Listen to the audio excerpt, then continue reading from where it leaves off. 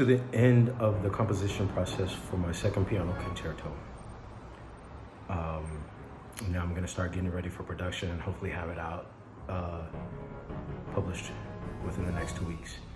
But I started studying a lot and studying in a way that I should have been doing ever since I finished college, which has been 3 years. It feels like it's been longer, but it's been only 3 years. But I've been studying in a way that's helped me to change my thought process so that instead of coming up with ideas that are simply melodic and rhythmic, now my ideas are based on technique, based on the ability of each instrument, based on the limits of each instrument, their timbre, their strengths and weaknesses. And this is all stuff that I should have known before. And I'm realizing now that I didn't know the orchestra as well as I thought. I didn't know myself as well as I thought. In the beginning, I considered the piano to be more of a legato instrument because of the things that I like to do with it. But now I realize I like to use the piano as more of a percussive instrument. You know, I think it's just much more, just hit that kind of just you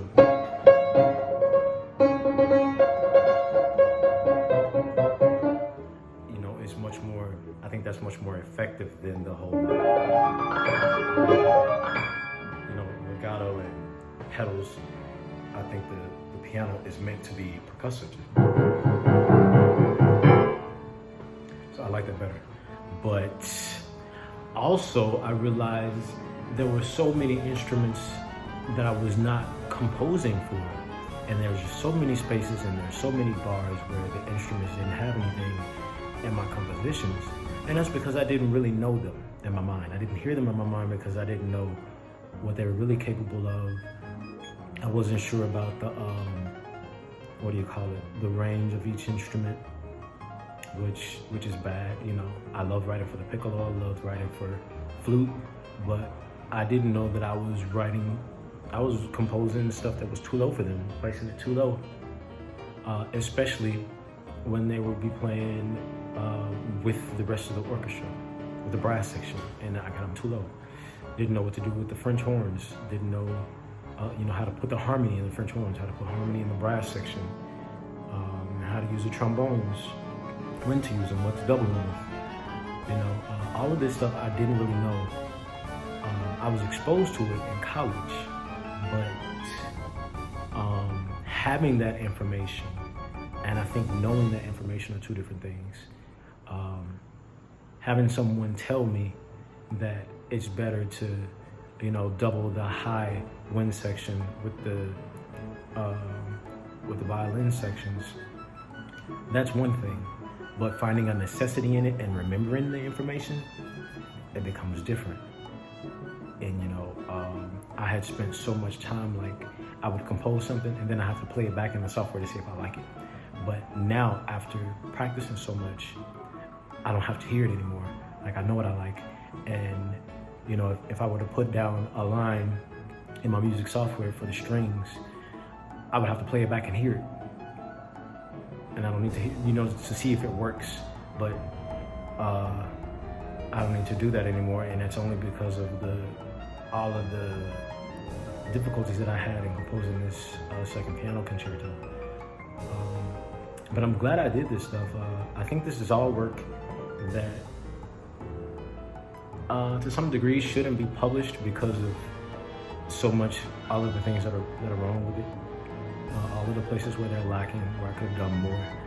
But I don't want to take any more time with fixing things.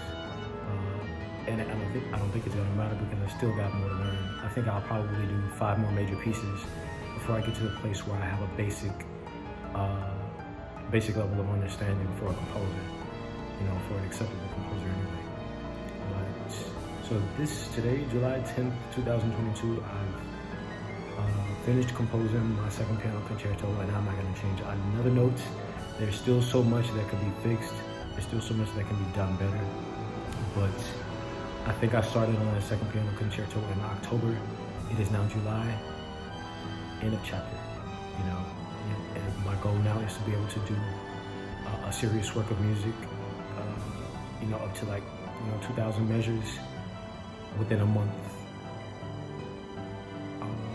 So that one took me 7 months. No, 9 months. 6, 7, yeah, 9 months. Yeah, it's way beyond my goal. And that's about all. So now I'll continue. Before I continue with my 6th symphony, which I've started. I think I started it in December. But before I continue with that, I believe I'm going to spend more time studying each instrument, listening to more master classes. That's one thing that's helped me that I didn't realize would help me, you know, 3 years ago while I was in college, was that listening to professional musicians, correct, very good players in master classes, they give information that I would not have otherwise known.